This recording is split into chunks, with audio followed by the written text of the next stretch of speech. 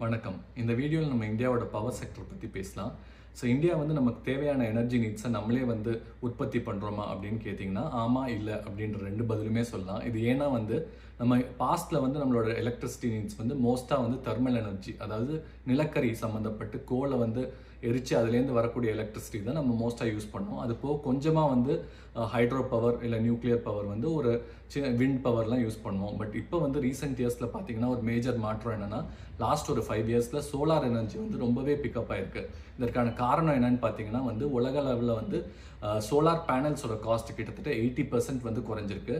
அது போக நம்ம வந்து இந்தியா மாதிரி நாடு வந்து ரொம்பவே சன் வந்து மோஸ்ட் ஆஃப் த டைம்ஸ் இந்த இயர் வந்து வரும்ன்றதுனால சோலார் பவர் நமக்கு ஏற்றமான ஒரு பவராக இருக்கிறதுனால இப்போ லாஸ்ட் ஒரு 5 இயர்ஸில் நம்ம வந்து ரொம்பவே கிட்டத்தட்ட 250 கிகாவாட்ஸ் வரைக்கும் நம்மளோட சோலார் எனர்ஜி வந்து ரேம்ப் அப் பண்ணியிருக்கோம். இப்போ வந்து கிட்டத்தட்ட பார்த்தீங்கன்னா கன்வென்ஷனல் எனர்ஜி, அதாவது ரெனியூபிள் அண்ட் நான் ரெனியூபிள் பார்த்தீங்கன்னா 50-50 அப்படிங்கிற நிலைமை கிட்ட வந்துடுச்சு. ஸோ இது போக இன்னுமே வந்து நம்ம வந்து ரெனியூபிள் எனர்ஜி வந்து இன்னுமே கூடுறதுக்கான வாய்ப்பு அதிகமாக இருக்குது. பட் இதில் ஒரு சின்ன சிக்கல் என்னென்னு பார்த்தீங்கன்னா, நம்ம சோலார் எனர்ஜி வந்து மேக்ஸிமம் உற்பத்தி பண்ணுற டைம்னு பார்த்தீங்கன்னா மார்னிங் ஹவர்ஸில் ஒரு 10 o'clockலேருந்து 3 o'clock அந்த மாதிரி டைமில் தான் வந்து உற்பத்தி ஆகும். பட் வந்து நம்மளோட டிமாண்ட், அதாவது எலக்ட்ரிசிட்டிக்கான தேவை எப்போ அதிகமாக இருக்குன்னு பார்த்தீங்கன்னா ஈவினிங் ஹவர்ஸில் எப்போ லைட்ஸ் எல்லாம் ரொம்ப யூஸ் பண்ணுறோமோ, ஸோ அந்த மாதிரி டைமில் வந்து நைட்டில் தான் வந்து ரொம்ப வந்து எனர்ஜி நீட்ஸ் அதிகமாக இருக்கும். ஸோ பட் வந்து சோலார் வந்து உடனே உற்பத்தி பண்ணோன்னா கன்சியூம் பண்ணும். ஸோ இதில் இருக்க அந்த கேப் வந்து இப்போ அதனால் மத்தியான டயத்தில் சோலார் வந்து ரொம்பவே உற்பத்தி ஆகிற டைமில் அதற்கான டிமாண்ட் ரொம்ப கம்மியாக இருக்கிறதுனால ஒரு யூனிட் எலக்ட்ரிசிட்டி வந்து சோலார் வந்து க்ளோஸ் டு 0, ஒரு 2 rupees per யூனிட்டில் வந்து செல் பண்ணிட்டு இருக்காங்க. பட் வந்து எனர்ஜி பீக்காக இருக்கக்கூடிய ஒரு 8 to 9 PM அந்த மாதிரி டைமில் வந்து எனர்ஜி வந்து 10 rupees per யூனிட் வரைக்கும் வந்து செல் பண்ணுறாங்க. ஸோ இந்த கேப்பை ஃபில் பண்ணுற மாதிரி இதற்கான சொல்யூஷன் வந்து என்னென்னு பார்த்தீங்கன்னா பேட்டரி எனர்ஜி ஸ்டோரேஜ் சிஸ்டம்.